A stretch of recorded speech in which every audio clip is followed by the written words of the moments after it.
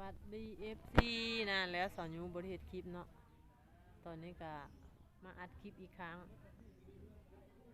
มาเป็นแม่ค้าเปลี่ยนอาชีพตอนนี้มารัดเครื่องอยู่ที่ตลาดนัดวันสงกรานต์เลยบ่มีแม่ค้าเอาเครื่องมาขายหลายปานใดวันสงกรานต์ก็บ่ได้พักเนาะเพราะว่าสอนยูบ่ได้ไปลิ้นใส่มีแต่หาเครื่องไปเลาะขายตามบ้านเขาเจ้าไปเบิ่งบรรยากาศตลาดนัดมื้อนี้คนหลายหรือน้อยนำกันเนาะ FC เนาะเบิ่งบรรยากาศโช่งโลงเซงเลงร้านค้ากะตูบกะมีปกติจะมีแม่ค้าหลายเต็มเลยนะนี่เอาข้าวของอาหารป่าอาหารธรรมชาติมาขายมื้อนี้โช่งโลงจะนูมารับเครื่องว่าอยากมาหาซื้อมักซารี่เนาะแล้วก็เฮ็ดนางฟ้าปกติแม่ค้าซาลีเขาจะมาขายอยู่นี่เอามาแต่ตัวเมืองได้แค่เอาไปเลยซิปซาวเปล่าซิปซาวกระสอบแต่มื้อนี้หมูมีเขากับพักคือกันเพราะว่าเป็นวันสงกรานต์เด้อันนี้ก็เลยมาเบิ่งว่าสิมีหยังไปขายมื้อนี้ได้เครื่องไปเลาะอยู่บ่บรรยากาศช่วงลงเชียงเรียงปกติจะเต็มเลยอยู่หั่นมีมักกล้วยหน่อยเดียวนึงนี่ก็จะเป็นห้ำไม้แปะ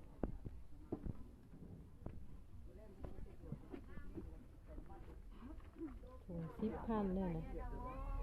ปักหลาย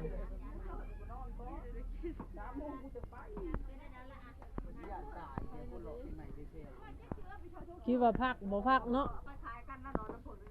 ยันว่าพักปีใหม่ยันว่าพักเกียมปีใหม่เมื่อเลยลุยเลยแนวมาแล้วป้อผูกความงามน่ะ10,000มันคักมันคักมันก็คักจ้ะนั่นเราเบอร์มันคักไอ้ลิออยไผ่ติดปั๊บไม่แปลกตอนนี้ก็มดไข่มดแดงปกติจะเพือกบริว่างมานี่อันนี้ก็จะเป็นว่างอะไร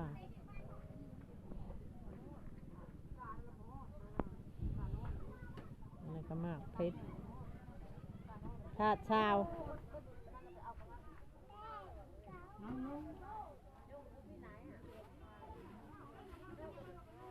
บริไปตลาดละ6 ประเช้านี้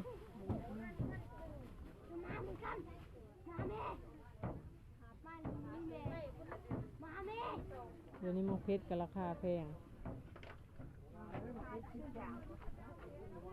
หน่วยใหญ่เนาะ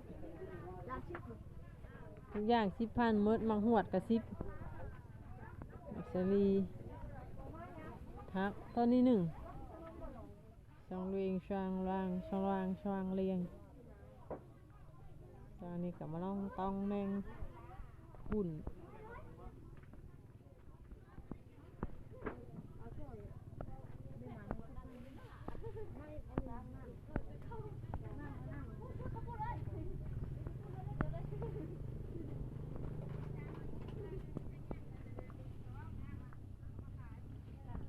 ฟอกนอบุญยอดบางงามๆนี่อ่อนคักตัวฟอมาคักมันนี่เป็นก็มาคนหน่อยเนาะมาขายเครื่องสงกรานต์ขอพักไปกับบุมาไปกับไปลิ่นไปเที่ยว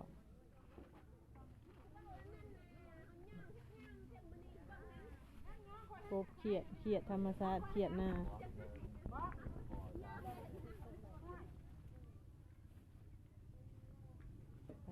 ผักมันมีเมิดหมักบอกหมักบวบปกตินี่ทางนี้เนี่ยเต็มเพื่อเลยได้ทางนี้มันนี้บ่มีอย่างเลยไปกำลังจับจ่ายตลาด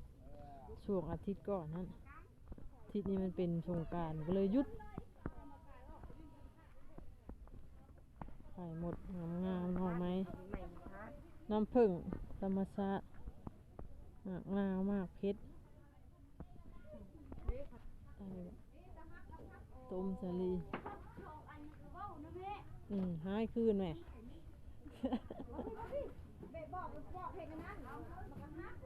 ภาคลอกเราก็เล่นมะเขือมะแตง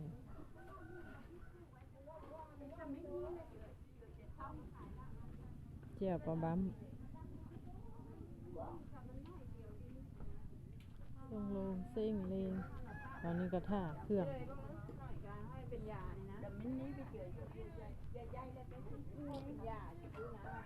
ไปเลาะเบิ่งโซนเสื้อผ้าอันนั้นก็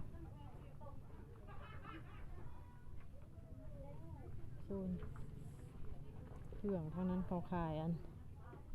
เสื้อปีใหม่เนี่ยลายคือผู้เฒ่า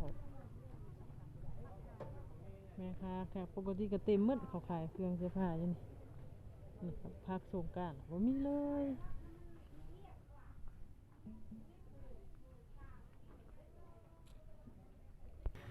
มาบอกเบิ่งเสื้อผ้าปีใหม่แต่ลายผู้เฒ่าเนาะ FC ตอนนี้ซื้อเสื้อนั้นไว้นุ่งเสื้อแขนยาวไว้นุ่งเลาะตากแดดขายเครื่องเด็กเสื้อปีใหม่เด็กน้อยกับมีนั่นแหละเด็กน้อยผู้ใหญ่แต่ว่ามีตัว1 2 3 4ผู้เฒ่าเราแบบนี้เนาะมัดมาซูมตรงนี้กับสร้างวางส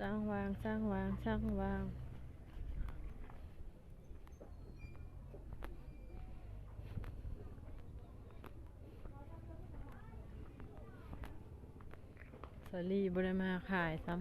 ำมีแนวขายแล้วนี่เห็นมีสาลีไปต้มเลาะขายช่วงปีใหม่นี่ได้ขายได้เขากินเหล้ากินเบียร์อยู่เฮือนที่ศาลบ้านข้อต่อแขนลูกหลานมาเยี่ยมมาหยามแต่เอาพันบ่มีสาลีได้แบบนี้เด้เอายังไปเลาะขายเนาะ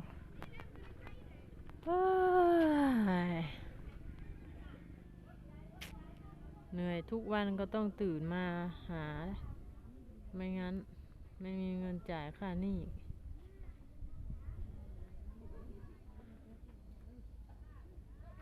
บรรยากาศบ่คืนเลยไปเลาะอีก FC เอ้ยเลาะไปเลาะมาเนี่ยแหละซ้ำซากได้เครื่องสักสิหายังไปขายไปในบุรีคนแนวขายเร็วอะไรเนาะ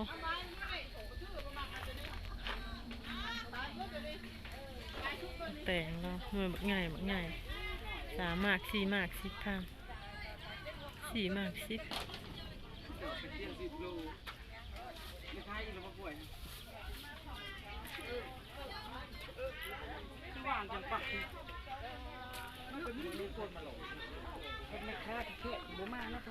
เขาบ่มาเลย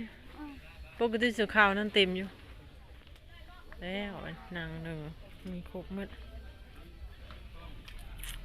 เพื่อนเขาอยู่สิไปถามเขามีหมากสลอกสลี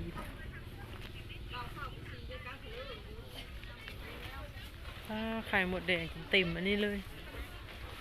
เต็มกระต้ากระเตาะช่วยอยู่งามกระแทะไข่ตุ่งไข่ตุ่งครับถาดชาวเลยเนาะพอเอาอยู่ถาดชาวพันบรรยากาศโอเคไม่มีอะไรไอที่แซงเวงสร้างว่างสลอกสลีกับบุมีว่ายังลาเลาะถามกันจบคลิปเพียงเท่านี้แหละบรรยากาศตลาดนัดปกติฉันอยู่จะมาตลอดมันมีวันจันทร์กับวันพฤหัสฉันอยู่ก็จะมาเลาะออกเครื่องเนาะไปซื้อแล้วในตลาดนัดแล้วก็ไปเลาะขายแต่ละบ้านมารอบนี้สงกรานต์แล้วบุมีแม่ค้าเอาเครื่องออกมาแต่ตัวเมืองก็เลยบุมีเครื่องขายไปจังใดก็จะสุขดีปีใหม่ทุกคนเด้อสุขมาร่ำรวยจ้าสวัสดีปีใหม่สวัสดีวันสงกรานต์